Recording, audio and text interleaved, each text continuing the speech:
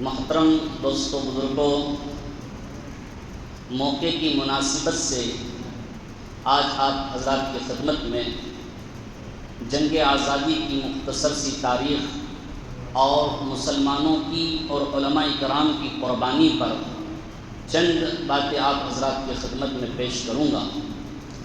پیارے دوستوں، جو 15 اگست ہے یہ اپنے اندر بہت ساری قربانیوں کو لیے ہوئے ہے۔ چاہے ہم ایسے ہی اس دن کو گزار دیتے ہیں، لیکن تھوڑی سی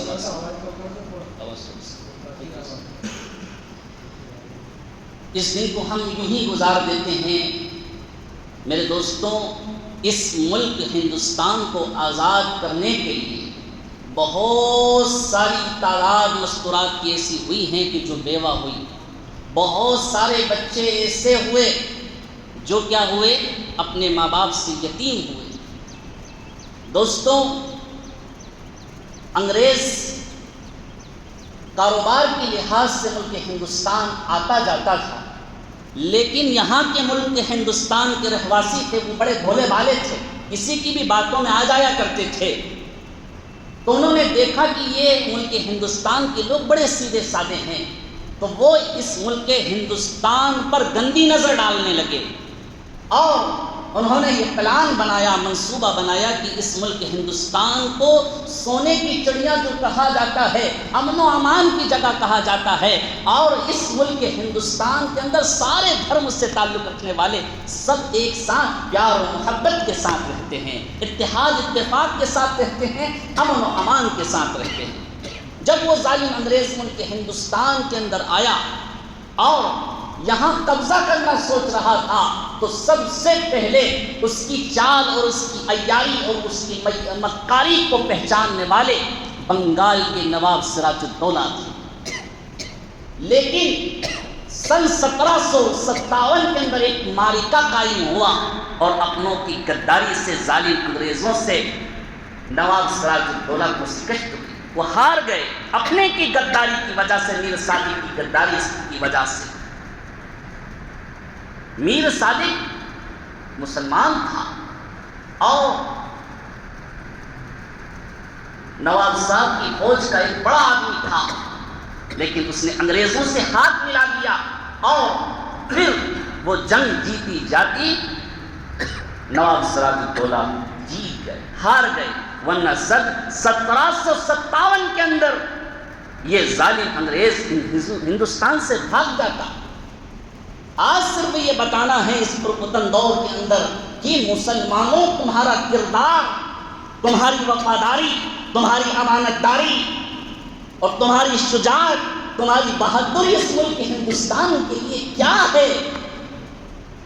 ہندوستان پورا انگریزوں کے چنگل میں تھا، اس نے اس پورے ہندوستان کو غلام بنا دیا تھا، اور اس وقت آپ نے پڑھا ہوگا کتابوں کے اکھنڈ بھارت تھا یہ ہندوستان۔ جو ہندوستان کا آج نقشہ ہے بہت بڑا تھا، اس سے جو چند کنٹریاں آجو باجو پڑتی ہے یہ سب ہندوستان کے اندر آیا کرتی تھی، بہت بڑا تھا ہندوستان۔ پورے ہندوستان پر غاصبانہ قبضہ انگریزوں نے کر لیا تھا، امن و امان کو ختم کر دیا اور یہاں کے رہواسیوں کو غلام بنا لیا۔ کسی کے اندر کوئی مجال نہیں تھی کہ وہ ظالم انگریز کے سامنے کھڑا ہو جائے، سب اس کے غلام بن چکے تھے۔ سب سے پہلے اس ملک ہندوستان کے لیے لڑنے والے اور اس ملک ہندوستان کے اندر ان ظالم انگریزوں کا مقابلہ کرنے والے وہ مسلمان ہی تھے۔ پھر دور آتا ہے سلطان ٹیپو سلطان رحمت اللہ علیہ کا۔ ٹیپو سلطان رحمت اللہ علیہ وہ جاباز سپہ سالار تھا، وہ اللہ کا نیک بندہ تھا۔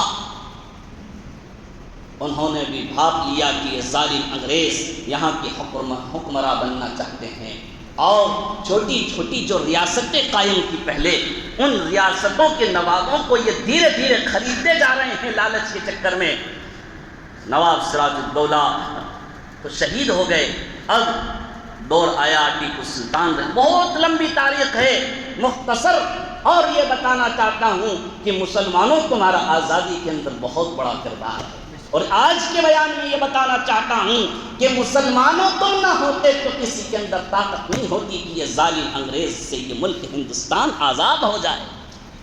ہر جگہ تم تھے، تم نے اپنی جانوں کی قربانی دی، تم نے اپنے مال کی قربانی دی، تم نے سب کچھ اس ملک ہندوستان کو آباد کرنے میں، اس ملک ہندوستان کو اس ظالم انگریزوں کے چنگل سے چھڑانے کی ساری کوششیں کی، تم ہی تھے اس ملک ہندوستان میں۔ اور ایک لمبی لڑائی تنہا مسلمان لڑتا رہا، کوئی ساتھ نہیں تھا، کسی دھرم سے تعلق رکھنے والے کوئی ساتھ نہیں تھے، یہ بالکل صاف بات ہے۔ چاہے اسکولوں کالجوں کے اندر یہ ہسٹری پڑھائی جا رہی ہے یا لکھی جا چکی ہے، وہ ساری غلط ہے۔ تنہا مسلمان انگریزوں سے لڑتا رہا۔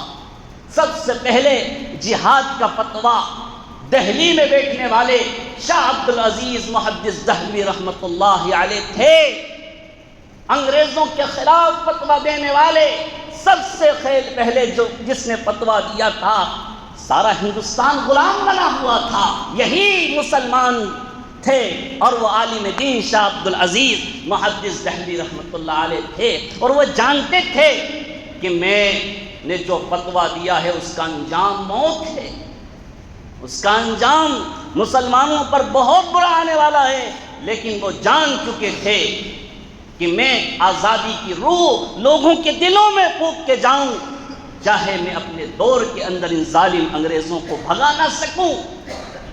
ایک وقت آئے گا، شاہ عبدالعزیز محدث دہلوی رحمۃ اللہ علیہ دہلی کی شاہی جامع مسجد میں پڑھا رہے تھے، 10,000 طلبہ آپ سے تقریباً حدیث حاصل کر رہے تھے، حدیث کا علم حاصل کر رہے تھے دہلی کی شاہی جامع مسجد میں بیٹھ کر۔ ایک خاتون کا خط پہنچا کسی دیہات سے کہ ظالم انگریز کی فوج ہمارے گاؤں میں آ جاتی ہے، اور ان کے فوجی اور ان کے عملہ جو انگریزوں کا ہے وہ ہمارے ساتھ بدکاری کرتا ہے، ہمارے مردوں کو پکڑ کے وہ لے جاتے ہیں اور تنہا ہمیں گاؤں میں چھوڑ دیا جاتا ہے، اور کئی انگریز ایک خاتون سے وہ منہ کالا کرتے۔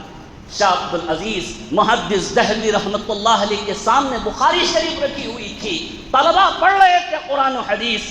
شاہ عبدالعزیز محدث دہلوی رحمۃ اللہ علیہ نے بخاری بند کر دی اور اپنے طلبہ سے فرمایا کہ اب میں تمہیں حدیث نہیں پڑھاؤں گا، اے طلبہ تم بھی جہاد کے لیے تیار ہو جاؤ، اور میں بھی ہمیشہ موت تک اسی راستے کے اندر۔ پھر گاؤں کا دیہاتوں کا سفر کیا، اور شاہ عبدالعزیز محدث دہلوی رحمۃ اللہ علیہ نے جب ملک ہندوستان کے اندر فتویٰ دیا تو جو دوسری برادری کے لوگ ہیں، جو دوسرے دھرم سے تعلق رکھنے والے ہیں، انہیں ہمت ملی، انہیں تقویت ملی، اور ان کے اندر ایک شوق پیدا ہوا، ذوق پیدا ہوا، ان کے اندر ایک بیداری آئی، جس کے فتوے سے شاہ عبدالعزیز محدث دہلوی رحمۃ اللہ علیہ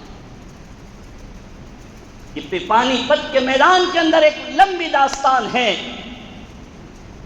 پانی پت کے میدان کے اندر پھر جنگ ہوتی ہے، اور شاہ عبدالعزیز محدث دہلوی رحمۃ اللہ علیہ ظالم انگریزوں سے شکست کھاتے ہیں۔ پھر شاہ عبدالعزیز محدث دہلوی رحمۃ اللہ علیہ کے شاگرد شاہ عبدالغنی محدث دہلوی رحمۃ اللہ علیہ، ان کے بھائی بھی اور ان کے شاگرد بھی، انہوں نے اپنے اسٹوڈنٹ کو تیار کیا، اپنے طلباء کو تیار کیا، اور اس لیے تیار کیا کہ ظالم انگریزوں کے خلاف یہ لوگ اٹھیں، کیونکہ اس وقت کیونکہ مسلمان دوستوں چاہے سیدھا سادہ ہوتا ہے، لیکن اس کے دل میں ایمانی پاور ہوتا ہے، بڑی طاقتوں کو زیر و زبر کر دیتا ہے۔ تمہیں تھے نا جو ظالم انگریز طاقتور اس ملک ہندوستان سے بھگایا تھا۔ چاہے دنیا والے ہمیں ہماری نیشنلٹی اور یہاں ہندوستان کا سرٹیفکیٹ مانیں گے کہ تم باہر سے آئی ہوئی قوم ہے، ہم انہیں بتائیں کہ ہم اس ملک ہندوستان کے رہواسی ہیں، اور اگر ہم نہ ہوتے تو کسی میں طاقت نہیں تھی، تم تو پیچھے بھاگنے والے تھے، تم تو ان انگریزوں کی غلامی کرنے والے تھے اور انگریزوں کی جی حضوری کرنے والے تھے، ہم نے تمہیں آگے بڑھایا، کہ تم بھی ہمارے ساتھ آؤ. اور پھر ہمارے اکابر علماء دیوبند نے، مولانا قاسم نانوتوی رحمۃ اللہ علیہ نے، مفتی کفایت اللہ صاحب رحمۃ اللہ علیہ نے، شیخ زکریا رحمۃ اللہ علیہ نے، اور بڑے بڑے اکابرین، شیخ الہند رحمۃ اللہ علیہ، اور بڑے بڑے اس طریقے سے اکابرین علماء دیوبند نے ان لوگوں کو بھی ساتھ دیا کہ تم بھی آ جاؤ، کیونکہ تم ہمارے ساتھ مل جاؤ گے تو اور مضبوطی کے ساتھ، کیونکہ آیت پڑھی میں نے آپ کے سامنے، وَاعْتَصِمُوا بِحَبْلِ اللَّهِ جَمِيعًا، کہ جب سب جمع ہو جاتے ہیں تو اللہ کی مدد آ جاتی ہے. تم بھی ہمارے ساتھ جمع ہو جاؤ. پھر یہ ظالم انگریز کو کوئی طاقت نہیں ہے کہ یہاں پر روک. تم نے بڑی قربانیاں دی ہے. تاریخ کی کتابوں میں لکھا ہے کہ تقریباً 2.5 لاکھ مسلمان اس جنگ آزادی میں شہید ہوئے ہیں. یہ پورا ہندوستان تمہارے خون کا ثبوت دیتا ہے، اور تم کوئی اپنے اندر ایک احساسی کمتری کا شکار نہ کرنا. یہ دھوپ اندھیروں سے تم ہی تھے اس ملک ہندوستان کو آزاد کرنے. ایک شاعر کہتا ہے، پتا پتا بوٹا بوٹا حال ہمارا جانے ہے. پتا پتا باغ کا پتا پتا بوٹا بوٹا حال ہمارا جانے ہے. جانے نہ جانے گل ہی نہ جانے باغ تو سارا جانے ہے. چاہے ہمارے اکابر کا اور مسلمانوں کا نام مٹا دیا گیا تاریخ سے، لیکن اس ملک ہندوستان کو آزاد کرانے والے دوستوں مسلمان تھے. ٹامسن ایک بہت بڑا انگریزوں کا لیڈر تھا. وہ اپنی کتاب میں لکھتا ہے کہ کیا بتاؤں ان مسلمانوں کے بارے میں تمہیں. خود کتاب میں اپنے لکھتا ہے، کیا بتاؤں ان مسلمانوں کے بارے میں، کیا بتاؤں ان کے علماء اکرام کے بارے میں، کہ میں مسجد دہلی کی شاہی جامع مسجد کے صحن میں بیٹھا ہوا تھا اور مجھے مردار کے جلنے کی بو آئی، اور میں جامع مسجد کے پیچھے گیا تو دیکھا کہ علماء اکرام کو میرے سامنے برہنہ کر دیا گیا، اور ان کو زندہ بڑی بڑی کڑھائیوں میں تیل تپ رہا تھا، اور علماء اکرام کو، مسلمانوں کو زندہ ڈال دیا گیا. لیکن ان میں سے کوئی بھی ایسا نہیں تھا کہ ہم انگریزوں کے ساتھ ہیں. کوئی ایسا کہنے والا نہیں تھا. علماء اکرام کو اور مسلمانوں کو بوریوں میں بند کر دیا گیا اور گنگا کے اندر ڈال دیا گیا اور گولیوں کا نشانہ بنا دیا. ٹامسن خود کہتا ہے، دہلی کی شاہی جامع مسجد سے لے کر خیبر پختون تک ہمارے پڑوسی ملک کا علاقہ ہے پختون خیبر پختون، کوئی درخت ایسا باقی نہ تھا جس میں علماء اکرام کی لاشیں نہ ٹنگی ہوئی ہو. ہم تھے اس ملک ہندوستان کو آزاد کرانے والے، مسلمان تھے، ہمارے علماء اکرام تھے.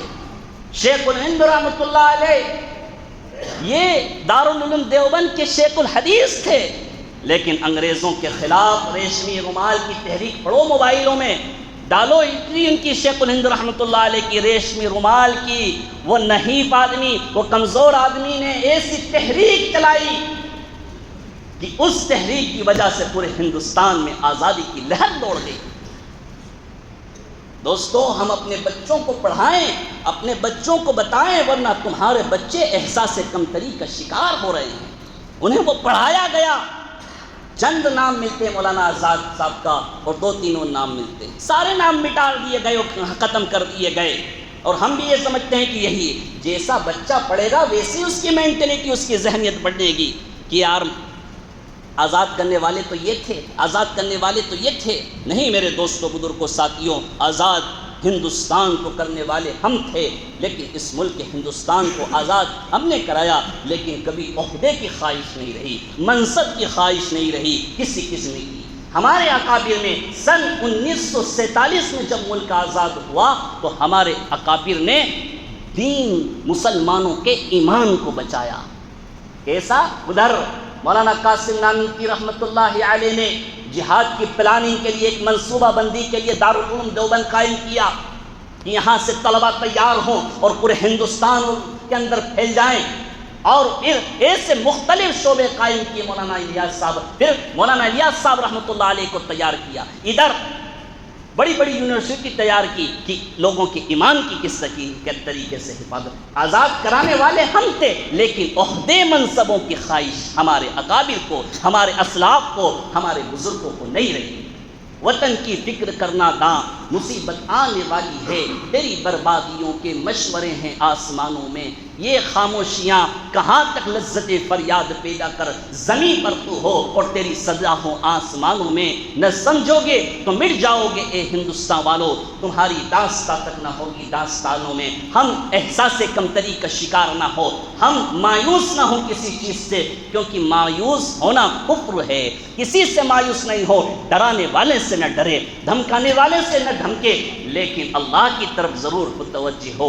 حالات کا مقابلہ حالات سے نہیں ہو سکتا، میدان میں آ کر ہم مقابلہ نہیں کر سکتے، حالات کا مقابلہ اعمال سے ہوگا، حالات کا مقابلہ اعمال سے ہوگا۔ اس لیے ہم اپنے اچھے اعمال بنائیں، اپنے بچوں کی مینٹلٹی یہ بنائیں، اور ہم بھی یہ ذہنیت بنائیں کہ یہ ملک ہندوستان ہمارا ملک ہے، ہمارے باپ دادا یہاں پیدا ہوئے، یہیں کے اندر وہ گڑے اور ہم یہاں پیدا ہوئے، اور ہمیں بھی دوبارہ اسی مٹی میں دفن ہونا ہے۔ ہم اس ملک سے محبت کرتے ہیں، کر رہے ہیں، اور انشاءاللہ موت کے آخری سانس تک کرتے رہیں گے۔ ہمارے اکابر نے، ہمارے بڑوں نے اپنی گردنیں کٹائی، جب وقت آئے گا انشاءاللہ ہم بھی اپنے اندر وہ جذبہ رکھیں کہ ہم اپنی جان کی بھی قربانی اس ملک کے لیے دیں گے، مال کی بھی قربانی دیں گے، اب جیسی ضرورت اس ملک ہندوستان کے لیے پڑے گی ہم سب کچھ قربان کریں گے۔ اور ہسٹری مختصر سے وقت میں ہم کیا بیان کریں، تو میرے دوستوں بزرگوں، ہمارے اکابر کی، بزرگوں کی بہت ساری جنگ آزادی پر کتابیں لکھی ہیں، ان کو پڑھیں، سمجھیں، اپنے بچوں کو پڑھائیں۔ اللہ تعالی ہمارے اس ملک ہندوستان کی ان چوروں سے اور ان بدماشوں سے، عیاروں سے ہمارے اس ملک ہندوستان کی حفاظت کرے۔ وما علینا۔